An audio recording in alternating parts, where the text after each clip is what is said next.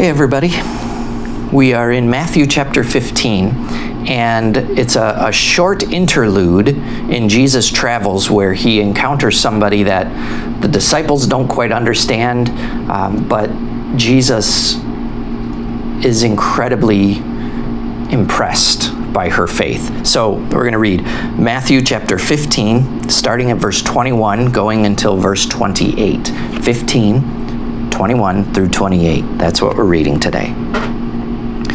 And Jesus went away from there and withdrew to the district of Tyre and Sidon. And behold, a Canaanite woman from that region came out and was crying, "Have mercy on me, O Lord, Son of David. My daughter is severely oppressed by a demon." But he did not answer her a word. And his disciples came and begged him, saying, "Send her away, for she's crying out after us." He answered, "I was sent only to the lost sheep of the house of Israel." But she came and knelt before him, saying, "Lord, help me." And he answered, "It is not right to take the children's bread and throw it to the dogs." She said, "Yes, Lord, yet even the dogs eat the crumbs that fall from their master's table." Then Jesus answered her, "O woman, great is your faith. Be it done for you as you desire." And her daughter was healed from that very hour. That's our reading today. An interesting, as I said, interlude here. Jesus is going from one place to the next. He's passing into the region of Tyre and Sidon, generally a Gentile region. And a Canaanite woman encounters him and his band of merry men and people. The Canaanite woman is set up as about as outside of the group as you can get. Not only is she not Jewish, but she's a Canaanite from the old country, land of Canaan, and truly an outsider. So Matthew has set this up so that we're encountering this outsider, and we see the interaction between her and Jesus as maybe not quite as scandalous as the woman at the well, but certainly not something that Jesus normally would have done or encountered. But he can't deny the faith of this woman, and that's probably the most interesting thing here, is that this woman, even though she's an outsider, has faith in Jesus that, quite frankly, the disciples have not quite grasped yet. She sees him as Lord and Son of David.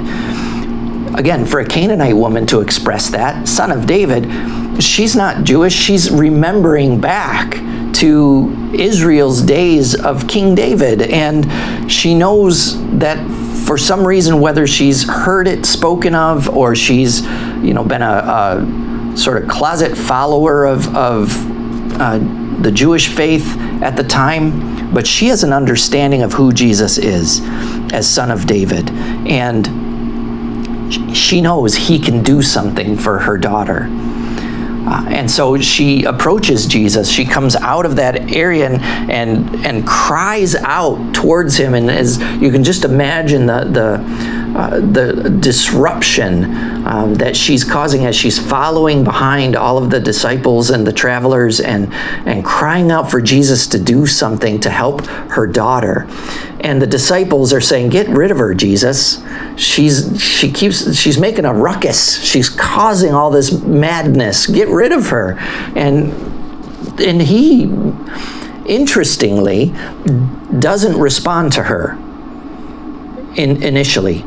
In fact, he says, first of all, it says he doesn't say a word to her. He just keeps going. A lot of times, like we do when we're passing somebody who's causing problems or making a ruckus or something like that, we, kind of, roll our eyes and walk the other way. Jesus doesn't say anything to her, and then the disciples ask him to get rid of her, and he then says, "I've only come for the lost sheep of the house of Israel. I've only come for the Jews. I haven't come for the Canaanite woman or the Canaanites or the Gentiles or any of that." And so what he's saying is, I don't want to have anything to do with her because that's not why I'm here. But she places herself in front of him, gets in his way, and says, "Help me. Help me." And then he does respond to her, but he almost insultingly, he says, "It's not right for me to take the children's bread and throw it to the dogs." In other words, it's not right for me to give you what I've come to bring the children of Israel, because you're not one of them. So it wouldn't be right for me to engage you in this conversation, to approach what it is you're asking me, because it's not for you. The miracles, the feeding, the walking on water, all of that stuff, the miraculous healings, they're not for you. They're for the Jews. And she's stopped him in his tracks and is in his way, and maybe he's a little bit frustrated, but her response blows him away. Her response is, yeah, Jesus, I understand. And I'm not asking for all of the bread. I'm not asking for the whole loaf. I'm not asking for even the good stuff. What I'm asking for is a crumb. Because even a crumb is what the dogs get. So whether I'm considered a dog, whether I'm outside of the group, all I need is a crumb from you. And Jesus responds, "Great is your faith." And her daughter's healed. It's incredible, because Jesus takes this opportunity to show who he's truly there for, to show that, yes, I'm not here for the Gentiles. Maybe you'll get yours later, but I'm not here for you. He has an opportunity to really prove his purpose. And yet, in the midst of this disruption, he finds faith in the most unlikely of places. He finds faith in a woman who isn't even connected, who isn't even by marriage connected, who's still considered a Canaanite. This is where Jesus shows exactly who he is. That yes, he has come for the lost sheep of the house of Israel. He's come for the wayward Jews, the ones who have gotten this whole faith thing wrong, or been misled, or whatever. But he finds faith in an unlikely place. And so he is moved by that. And I think sometimes we don't understand. I know we don't understand fully, because we're human. We're not Jesus. So we're not going to get everything that he does. But I think sometimes we hold the bread. We hold the bread. And we keep it for ourselves. So the bread being all of the stuff that Jesus has done. The forgiveness, the grace, the everlasting life, the mercy, the love, all of those things that we think Jesus has brought just for us. And I'm hoping we don't always think this way, but I can be reasonably sure that oftentimes we do. We think that the bread is only for us, this stuff that Jesus brought. Only for those who understand their faith, who get the expression of faith, who worship in the right ways or in the right places. And do you hear all these rules that we set up about who should get the bread? And maybe this goes to communion too. I don't want to push it into that arena quite yet. But Jesus comes and he's saying the bread is only for certain people. But the bread is for the faithful, because he grants her that crumb. So the bread that we sort of try and hold to ourselves, the bread that the disciples in the feeding of the 5,000 said, we only have so many loaves of bread. We don't have enough for everybody, so we're going to keep that for ourselves. And yet Jesus says, no, give it to me, because I'm going to give it to everybody.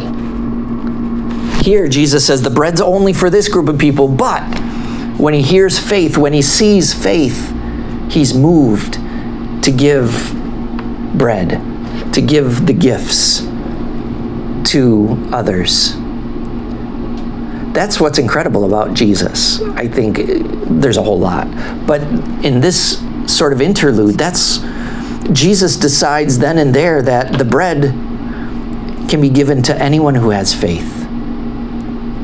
Now, I know I may be stepping out on a limb by saying that, but I think Jesus is moved by the faith that the woman has. He's not moved by the fact that she's Canaanite or that she's an outsider. That's not it. And she doesn't have a lengthy pedigree that she can, trace back to, generations in the Jewish faith, and somehow she's on the outside of that. That's not it. The disciples don't understand it because they want to get rid of her. They want to keep the bread for themselves, or they still think the bread is only for them. Maybe. They haven't gotten it yet. And so this woman moves Jesus to share the crumbs. So I think sometimes we may need to see that the bread is for others. See that the bread can be shared. And it's not gonna run out. There's plenty of bread to go around. And sometimes even a crumb, even just a little tiny bit, is enough. In fact, when it comes to Jesus, that's all we need. Faith the size of a mustard seed is another place where he talks about it's only the minuscule, the little tiny amount. That's all we need. When we take communion, and we use the individual wafers, those little round things that are sort of taste a little like styrofoam. That's all we need. We don't need a giant hunk of a loaf of bread. All we need is a crumb. All we need is a sip. All we need is just that little bit. And boy, do we need it. We need that taste of faith. We need that little bit. And Jesus gives it to us. He gives it to us freely.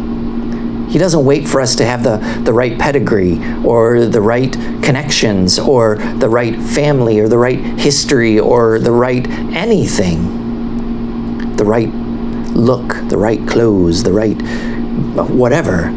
He doesn't wait for that. He doesn't say to the Canaanite woman, well, I'll heal your daughter as soon as you convert. As soon as you become a Jew, then I'll heal your daughter. But in order to do that, it's going to take years of schooling and synagogue and all of that, and you're going to have to really, memorize the Torah, and it's going to take you probably 10 to 15 years to do. So your daughter's just going to have to suffer until then. Jesus doesn't do that. He doesn't even make her wait. He doesn't even go to her house. He just says, your faith is so great. And so your daughter's healed. He doesn't wait. He gives that morsel to those in need, to those who are desperately clinging to something that they need to be fed. So let me walk this analogy out just a little further probably than it should go. But since we're having services here at Grace, and they're short services, 20, 25 minutes maybe, and there's not singing, and there's not fellowship, and there's not a lot of stuff. We have to wear masks and stay separate, and communion is broken up into smaller groups. And we long to have our full worship service with the organ and all of those things. But honestly, all we need is a taste. We crave more, we desire more, and that's wonderful. I'm glad people desire more. But all you need to sustain you, all you need is a morsel, a crumb, a taste. So maybe that's all we get for a while. Maybe that's all we get is a crumb. But for now, it's enough. And until the day comes when we can get back to the full meal, right now we're going to be satisfied with the crumbs. So we'll take it. We'll take it. However Jesus chooses to give it to us, we'll take that. And so may your faith be sustained by even just a morsel, even just a taste, by portals of prayer or these sermons, however they may be. Maybe that's what we need to sustain our faith now. And so I pray that your faith is sustained through this, that Jesus knows of your great faith and gives you what you need for now, until that day comes when we can, first of all, feast together, but then enjoy the heavenly feast that is to come with everybody who Jesus has brought to him. Amen.